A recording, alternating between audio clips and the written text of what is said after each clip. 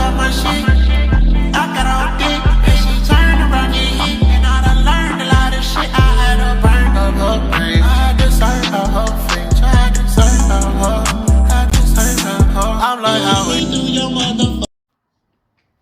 What's up, y'all? This your boy, Mr. I-240. I'm back with another episode today. Hey, most important, I want to thank the Lord Jesus Christ for another day. And that's most important anyway. But second important, I want to thank y'all for the love the page been getting. Them subscribers going up. I appreciate the love that y'all been giving the content. I'm going to keep on grinding and keep on giving y'all fresh new content every other day I'm off work or whatever. And just keep on grinding, you know what I'm saying? I see on YouTube, if you consistent with your grind, you can get your subscribers up. And yes, for y'all, just for the record, I do got a haircut. I don't look rough or look like nobody uncle. But, because originally I'm bald headed. But, that way I had my hat on because I was looking rough and I look like somebody uncle. But, today is another banger, you know what I'm saying? So, hey, hit that comment, hit that subscribe button, hit that notification button. And if you love the content, hey, y'all can hit me up with suggestions, what's next. I know I got a question for y'all too. I might gonna post it on Instagram too. So, do y'all want to do flop 3, gimmicks 4, or underrated feuds in the near future? Y'all hit them comments buttons and the notification. If I don't get no response, cool. But I just love giving y'all fresh content and go from there. Cause I see the flop stuff and the gimmick stuff getting love. So if y'all want me to continue to do those, just let your boy know. Or hell, just hit me up with some suggestions with what y'all want me to talk about. You know what I'm saying? So we're gonna get straight into it. The title of today's episode is Real Men Squash Beef. And it's starting with the future Hall of Famer Seth Rollins and the Hall of Famer Ric Flair.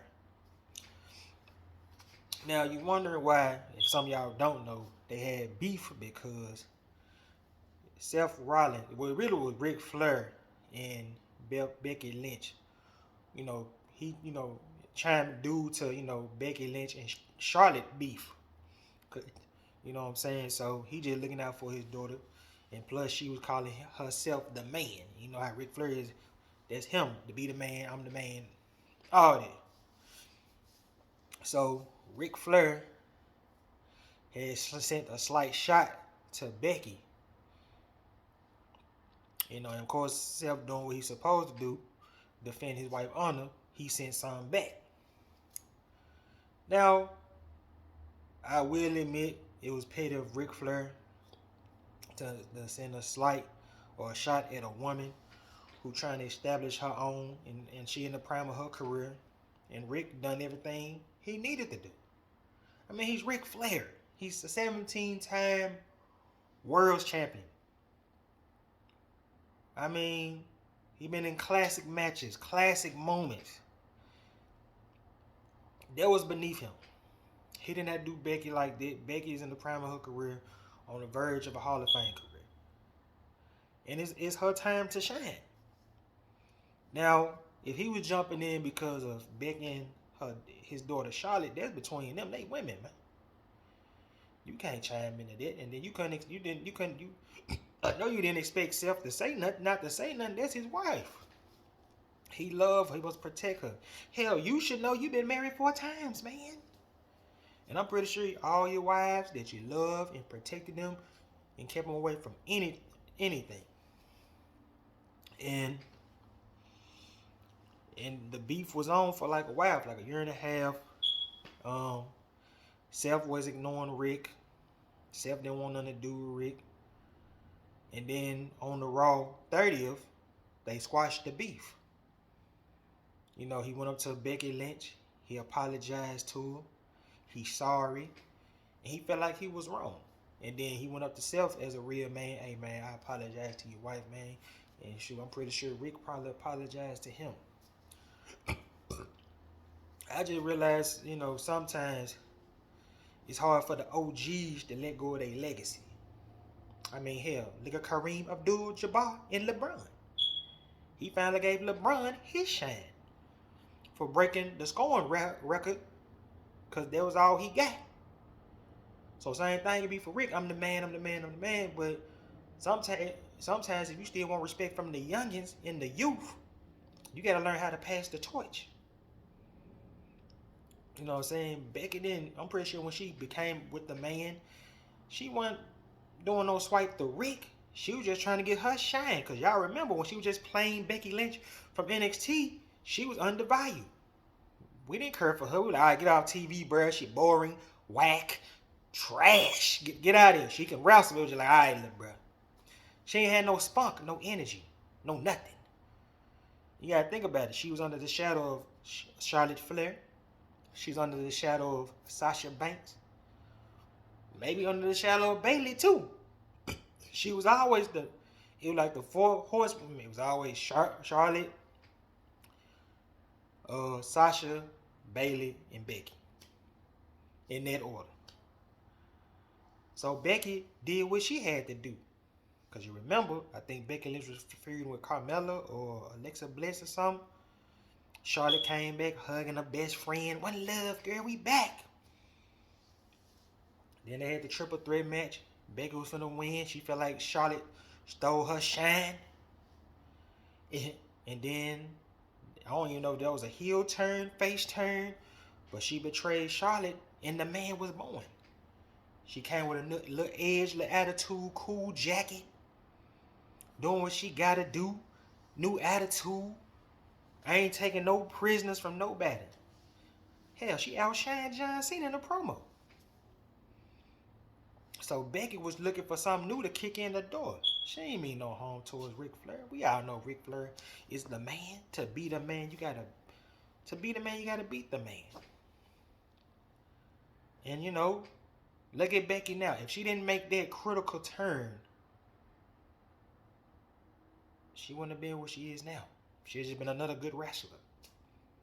But Becky took her own destiny. And she took control of her own destiny. Just like you, Rick. The same thing. You knew you was Ric Flair from the point. You took your own, you wearing bling bling jewelry, airplane, smashing chicks every day, getting drunk, probably getting high, smoking that kush, maybe that crack rock, I don't know. So you should understand what it takes to get to the top. Because you did what you had to do to get to the top. And she never cheats the wrestling business. Just like you never cheats the wrestling business. She was just trying to find her own way, Rick. She ain't mean no harm, man. Now look at her now. I wish her and your daughter could be cool again, but I don't see that coming, you know, especially according to, I believe personally, Charlotte was probably just jealous that Becky was coming up. And she probably felt her spot was threatened. But I will say this. I will give them two women this. They always stay professional. Even though they teamed up together against the Kabuki Warriors at TLC in a classic TLC match. So I just feel like time will heal our wounds.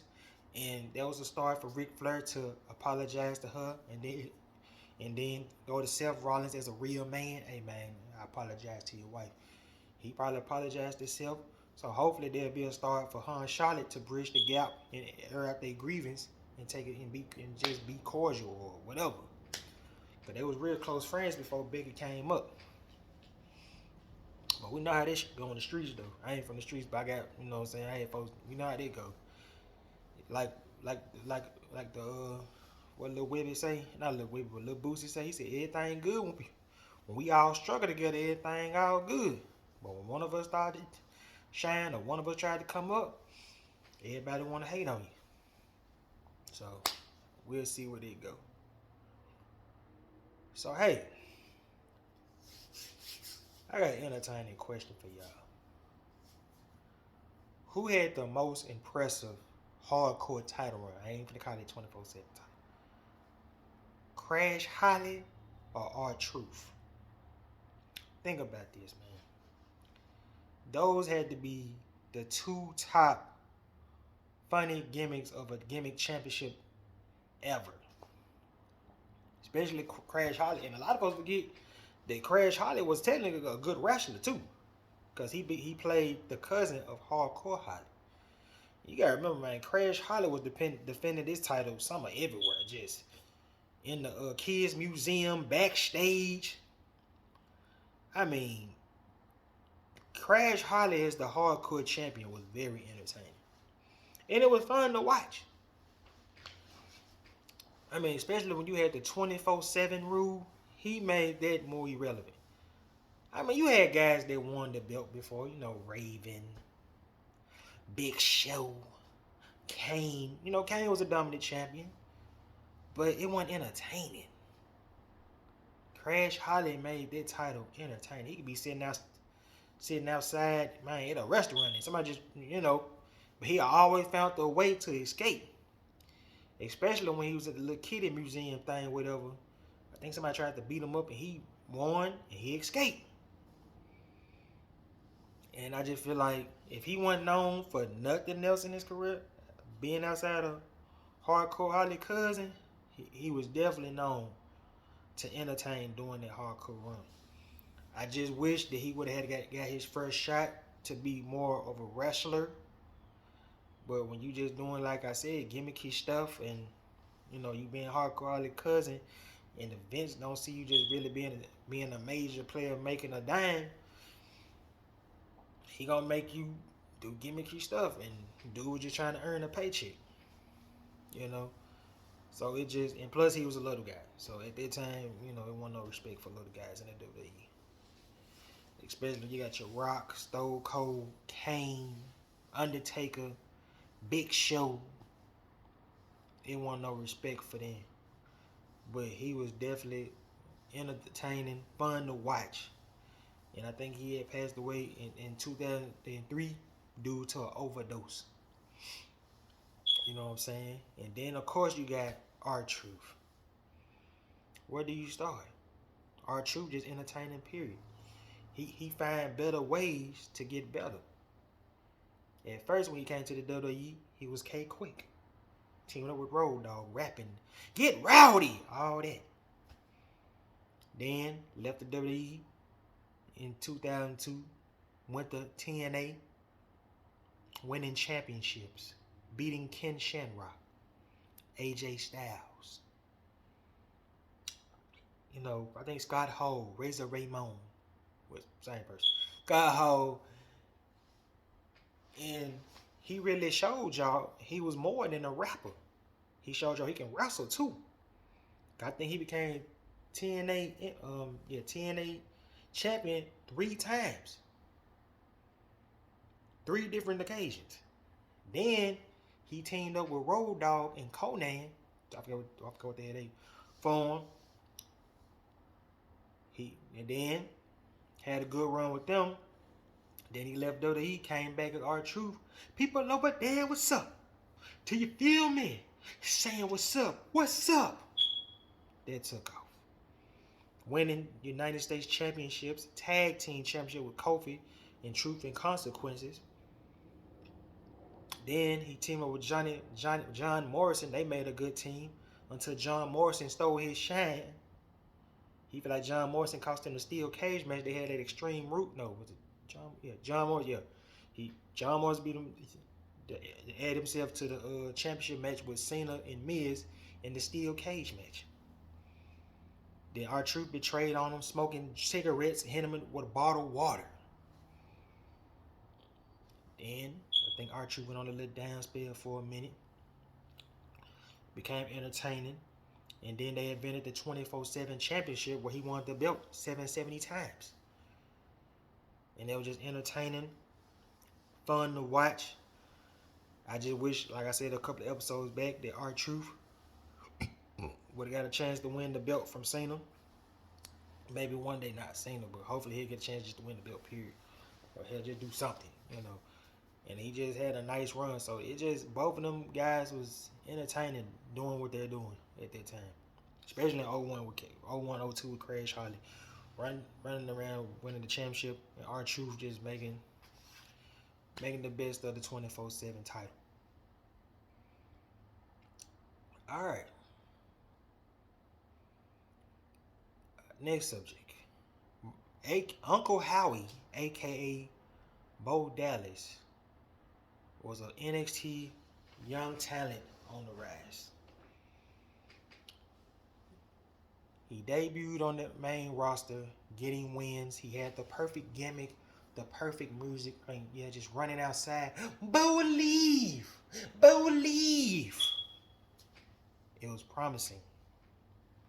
It was great. It was working. I didn't believe in it at first. My homeboy did. But I didn't believe in it at first.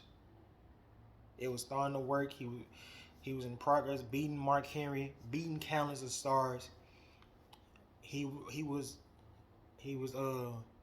getting away from his older brother Shadow, doing his thing.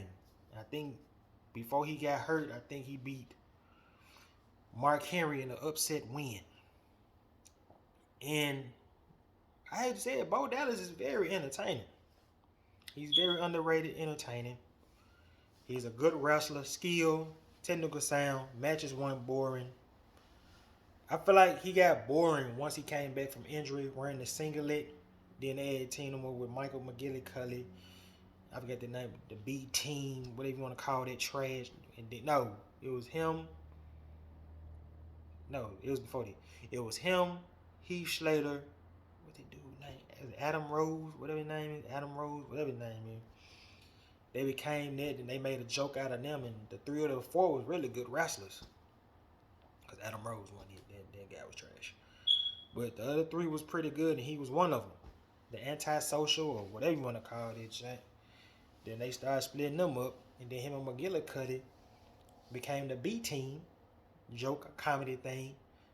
But they did defeat his brother and Matt Hardy, and they had a decent title run. But I just feel like Bo was meant to be a major player before his injury. I feel like once he got his injury, WWE didn't look the same. Remember what I tell y'all, man. When you get that injury and you come back and the response is different, or that shine, you getting pushed to the back. Bo Dallas was up here. Got that injury? Nah, we don't believe you no more. It lost momentum, dog. We got to push it to the back. And he's a very talented guy. And I just feel like if he is Uncle Harry or whatever he's doing, hopefully he'll get his push that he should have. No comedy, no jokes. Just show the wrestling world that Bo Dallas is a major player. Because if you're dealing with Vince, you're just going to be a comedy act. You know what I'm saying? So, I just hope he really get that push. Oh, my bad, guys. I feel like he really doing good, doing great. And hopefully he'll get that WrestleMania moment because Bray don't need to win. I feel like Bo Dallas needs to win. Uncle Howie, whatever you want to call him. I feel like Bo deserved it. You know what I'm saying? I wish that he would have got a fresh shot back from his injury instead of just throwing him in a tag team or a corny group that was getting beat up every week. So welcome back, Bo Dallas. Oh man, yeah, I've been wanting to talk about this so much. Oh my man. I'm trying to see why everybody tripping off Booker T being eliminated from Gunther. Like, ain't we supposed to build younger talent and put them over? Like, if Booker would have eliminated Gunther, y'all would have booed Booker right out the building.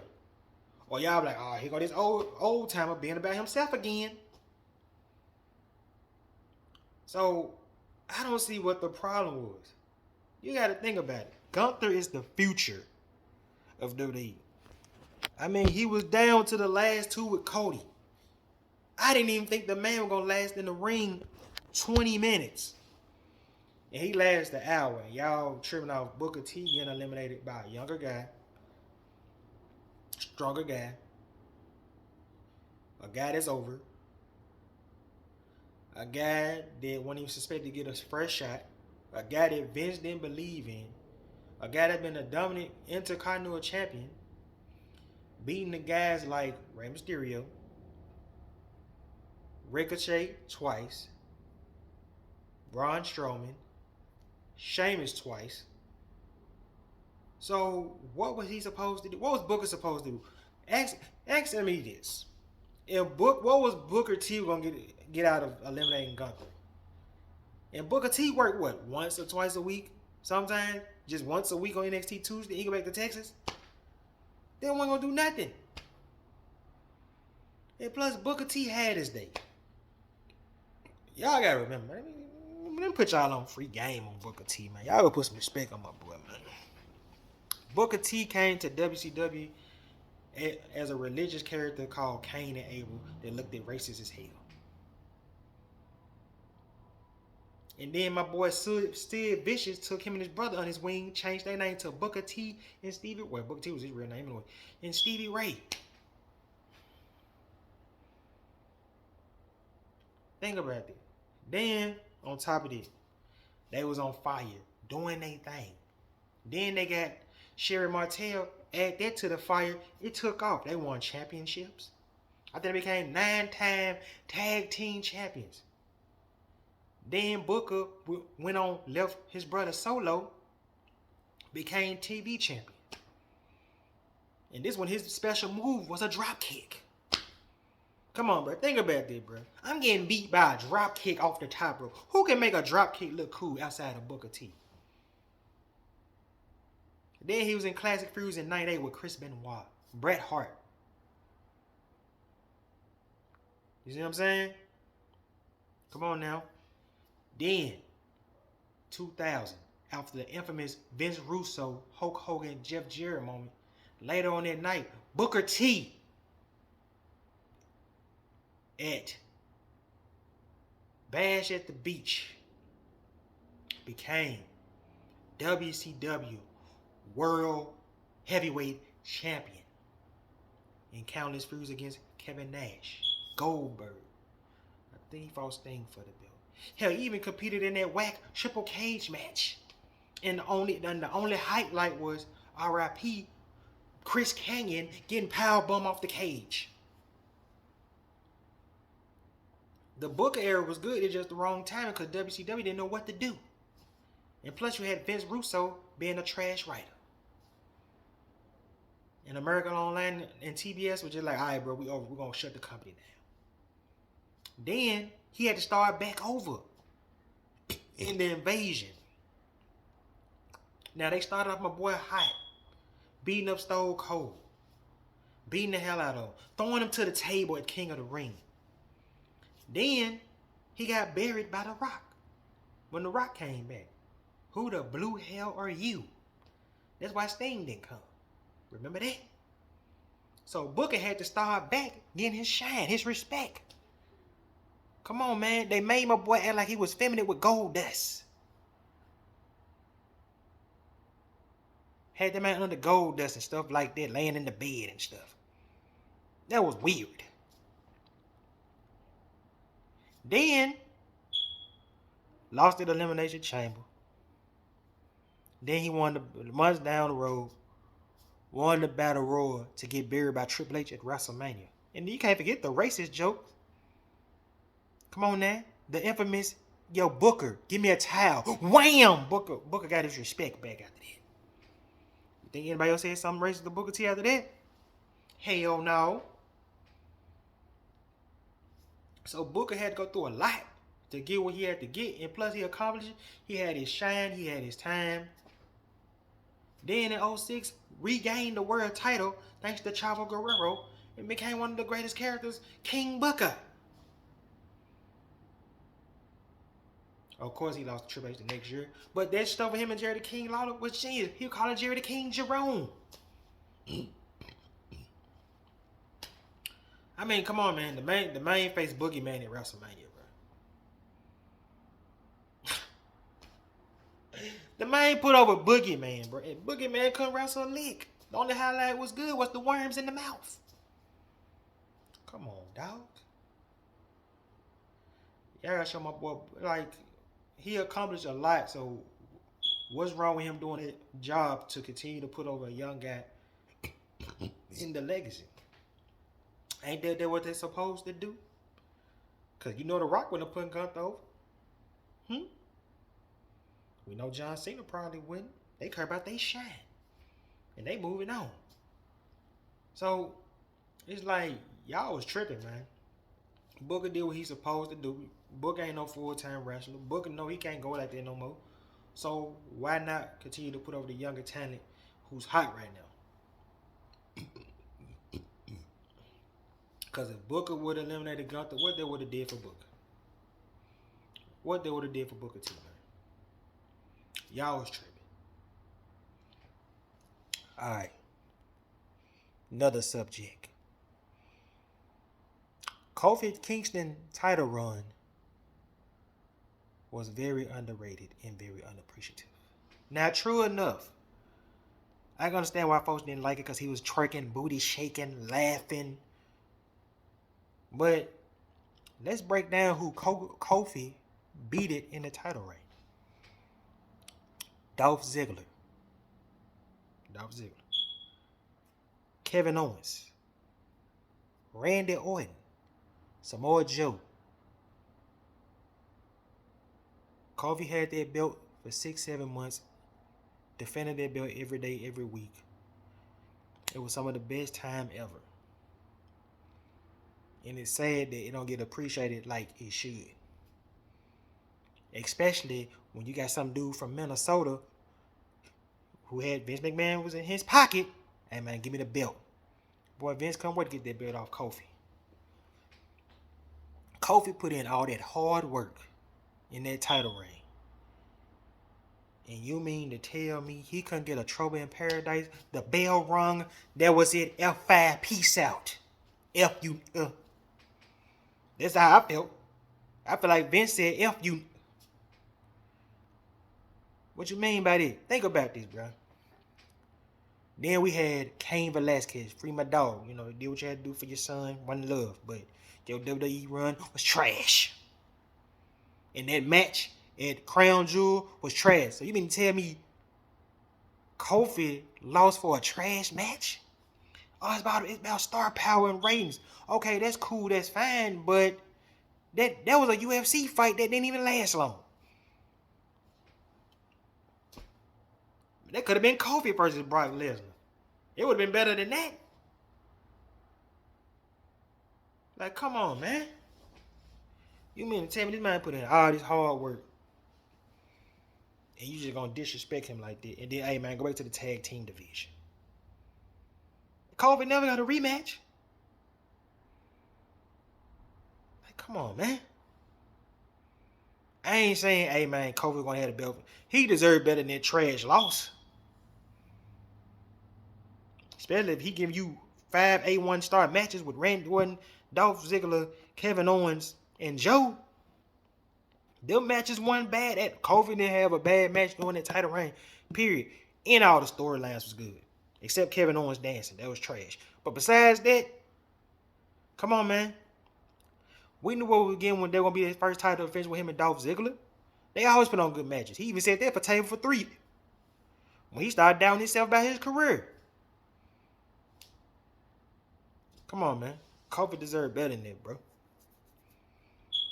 He deserved better than that. And he still ain't got that rematch to this day. They just show you how much influence that Brock has. Paul Heyman has. Vince ain't the boss. When it comes down to Brock Lesnar, Vince ain't no boss.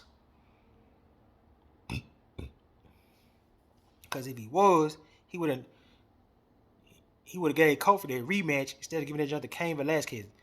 The build-up was good, but that match was trash. Yeah, keep it real. I'm gonna ask y'all a question. Y'all put an answer in the comments. Was Cain Velasquez versus Brock Lesnar, was it trash? I know it's yes. But I want to see somebody gonna tell that cap story like, nah, bro, that wasn't it, little bro. Kofi deserved better than that, man. I know Tony Khan would have did no stuff like that. Nah, he probably would because he's scared of Punk, so I don't know. So it's just like, hell, at least Punk earned his way back to the title match. Man, Brock Lesnar ain't been in WWE about 5-6 months. Man, give me Kofi. Bell ring F5. Like I said, peace out. That's worse than what I said about Mr. Perfect and Goldberg. One slap. Spirit. 1, 2, 3. Man, Kofi got Mr. Perfect, man. And then don't get me started on the Ricochet. Whoa, that was just a waste of trash. Like, come on, man. And just had to get that. Them last two subjects, I had to get that out, man. Cause, ugh. All right, so my last subject is Bray Wyatt. At first, I titled it "Time to Move On," but I'm just gonna give it a variety of reasons. I'm gonna name a variety of feuds he had, or people he was compared to. It's gonna be a lot of pictures, captions, whatever you want to call this bush, but it's gonna be a lot of it. So, Bray Wyatt is the son of the IRS, who was part of the great tag team Money Incorporated. And he debuted in WWE in 2010-2011 as Husky Harris. Boy, that boy, he could wrestle. He just didn't look like a star at all. The boy looked trash.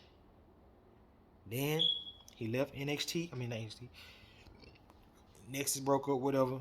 He went back to the Development League. He used the psychology of Waylon Mercer with the Hawaiian shirt, and he put his own little flavor, studied from Jake the Snakes, the Undertakers, and stuff like that, and he became Bray Wyatt. And then he had a nice run in NXT. And the reason I'm talking about this because in a recent interview, they asked him, is he going to bring any of his old gimmicks? And he brought up the Hawaiian shirt, and he said no. And I'm going to give you the reasons why of each subject, not in each order, like I said. It's not going to be in each order, but it's going to be a bottom line to this, why he can't go back to his old gimmicks. All right. My bad. Feud number 1. Not in order. He had a classic feud, and this was when the Wyatt family was broken up. It was just Bray Wyatt by himself at this point. This is when everybody went solo. He was in a classic feud against Dean Ambrose, starting in 2014, when Dean Ambrose was about to beat Seth Rollins in Hell in a Cell. The lights go out. Dean in the ring, looking up, looking at clear smoke. You look up, it's Bray Wyatt. He took him out face first. Then they was on a Clash collision of Weeks of Attack, like this example attack on SmackDown, when he gave him the Sister Abigail. And, it was the mind games. It was both guys was crazy. And they weren't going to take no prisoners. Especially when John Morrison, a.k.a. Dean Ambrose, got his lick back when he attacked him before TLC. And he broke his rocket ship. And Bray was crying, looking crazy, sad, didn't know what to do. And then the infamous TLC match. And that was the main event. And that was the pay-per-view without John Cena. And I think Brock was the champion at the time, so we know how that go. Anyway, so they had a great TLC match going back and forth, except the finish. I ain't like that. I think he picked up a TV or something and the cord just exploded in his face. And it was a great feud until they ran it out of our throat for like weeks after that. I'm like, you gave us ambulance matches, Christmas matches. They fought at the army. It's like, bruh, now you run this feud. Now you killing a great feud down our throat. And that was a classic moment. And I'm pretty sure they wanted to do more and be creative. But I'm pretty sure management didn't let him. Remember the word I said, management. I'm going to keep on saying it. Then he had the classic rivalry with Daniel Bryan, which started in the first round when he was with the Wyatt family, where they attacked Bryan, beat him up, and he was trying to get Bryan to join him. And Bryan did join him, but then the fans weren't feeling it. And then they had the infamous cage match where Bryan went back to Daniel Bryan and the Yes Movement, and he went on to WrestleMania. So I just feel like there was an epic fail the first time around, because you were trying to make Bryan something that he wasn't, but it just went in. Then 4 or 5 years down the road, when he became the Fiend, getting that revenge or that smoke, they feuded again in late Yeah,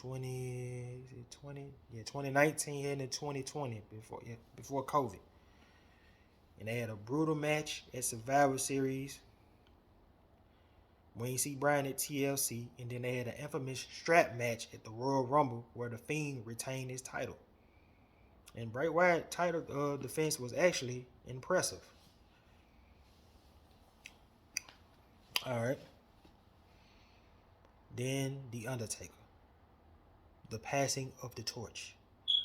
Now, first time around, they feud started at Fastlane in Memphis, Tennessee, my hometown, and I was there that night. Cause man, my homie were going crazy. We thought the Undertaker was in Memphis. Like, we got Sting, we got Undertaker, but then ended up Bray Wyatt hopping out the casket, calling out the Undertaker for varieties of weeks. The Undertaker finally accepted the challenge. I think 2-3 weeks before WrestleMania, where he sent the lightning down, hit the rocket chair, and then they had the infamous match at WrestleMania. Now, a lot of folks say that match wasn't good, but that match wasn't that bad. Compared to Undertaker match with Roman Reigns, Bray Wyatt versus Undertaker was actually pretty good. Even Undertaker wasn't even Undertaker at that point. Especially him bouncing back after that Brock Lesnar's loss the year before. And then they had countless of feuds over the years. I think later on that year, Undertaker had the feud with Brock Lesnar finally ended at Hell in a Cell in LA when Brock got the dub. And then the Wyatt family came out, kidnapped the Undertaker. Then the next night they kidnapped Kane. And then they came back to Raw Return, beat up Bray Wyatt them, and had the little cool tag match at Survivor Series. But I feel like it always been a certain respect from Bray to Undertaker, so he looked up to Undertaker, and Undertaker was a cool, real OG. Then of course Undertaker passed the torch at Raw 30th, right here in this picture. I forgot what was said and stuff like that. So he always looked up to Undertaker, and Undertaker always had a little respect for him. And then good old Vincent Kennedy McMahon. Reason number one why he won't go back to his old gimmick. So I'm gonna write it down. Number one.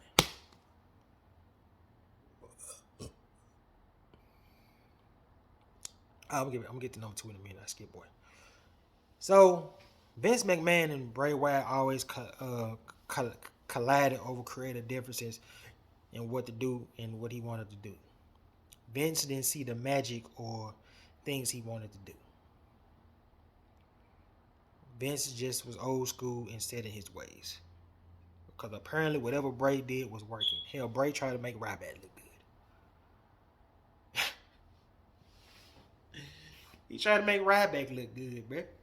You know what I'm saying? That's how creative my boy is. I mean, Vince did give us the trash finish at Hell in a Cell that Seth Rollins and Bray didn't like at all. And Seth Rollins told Vince, don't ever put me in no mess like that again. Because I'm pretty sure Seth was willing to put Bray over. But once again, Vince wanted to, I don't know what the hell he was thinking. So they always collided on creative differences. And I'm pretty sure at times it made Bray depressed and didn't want to be in the WWE at times. Hell, Vince, I guess so-called, let him took a couple of months off. Bray came back fat. Vince called him the main fat. Trash. You ain't nothing. And you need to lose some weight. So I'm pretty sure during them times, colliding with Vince was depressing. And then that what led to his release because he was the only one standing up to Vince as the Fiend. So that's reason number one that gimmick ain't gonna come back. Because I'm pretty sure the passion and the magic is gone from being the Fiend. Because of many reasons like that. And reason number two, Goldberg.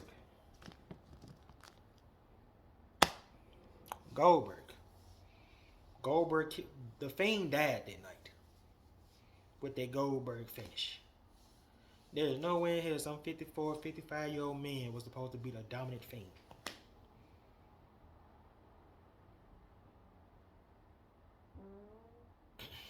It wasn't no way. It wasn't no way. What else do I need to say? And speaking of the Fiend, when the Fiend came up, he reminded me of like a Freddy Krueger type character, sweater, playing mind games in your head. So he was like the Freddy Krueger of our time. And then you had the Mr. Rogers side, playing with the monkeys, playing with the trains, and playing with pigs, and coming up with a Vince McMahon skit dog, or whatever it was. You know what I'm saying? Doing the Fire Funhouse. Genius, right? Then the infamous what was supposed to happen, Stone Cold. So he was supposed to confront Stone Cold, but Stone Cold was busy worried about his image, and I don't understand why. If you're not even that guy no more, like I don't understand. You're an OG. I don't understand OGs be worried about their shine. You had your time. You had your time. Like, why you couldn't put the man over? I don't understand. Then, of course, he took out Kurt Angle. See, Angle didn't mind doing the job. He took out Kane. Him and Finn Balor always had good chemistry. They were supposed to have Sister Abigail versus the Demon King, but for some odd reason, that didn't happen. Then he re-debuted as the Fiend, and he beat Finn Balor over. Even though Finn Balor sent the shoot promo that he was supposed to put on some masked man. And then him and Matt Hardy teamed up. Well, him and Matt Hardy had a feud where I think he beat Matt Hardy in a match on Raw, and Matt Hardy was starting to be woken again. And then they was having a counters of feud when he was cutting a promo, and the woken Matt attacked him from behind. Then Matt Hardy said he was about to delete him. And I think there was the infamous moment when Michael Cole buried the hell out of it. I might put that in my reason number 3, Michael Cole.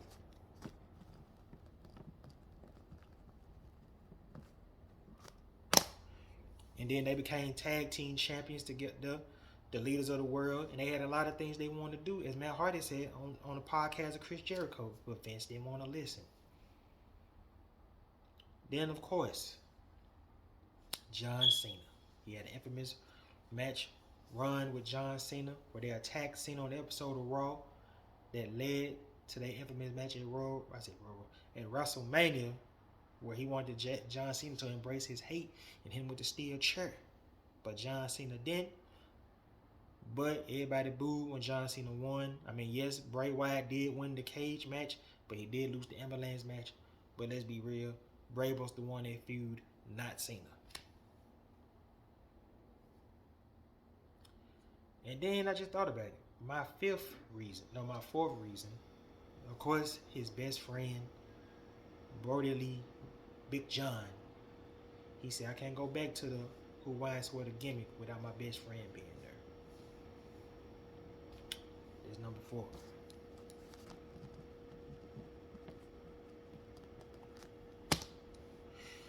And number 5, y'all ain't gonna believe it though. Roman Joe Reigns is the reason why he won't go back to that gimmick. Because if you remember when Roman Reigns returned, he said, you just a freak in the mask. And then shortly after that, Bray Wyatt got traded to Raw. And had an infamous feud with Randy Orton, where he got burnt on fire. Yeah. But y'all, that's it for this episode. I love y'all. I'm gonna start editing this bad boy in a minute. Let my phone charge up and stuff like that. But hey, I love y'all. I'm back. I'm out. Peace. Just let me talk my shit. I got all day.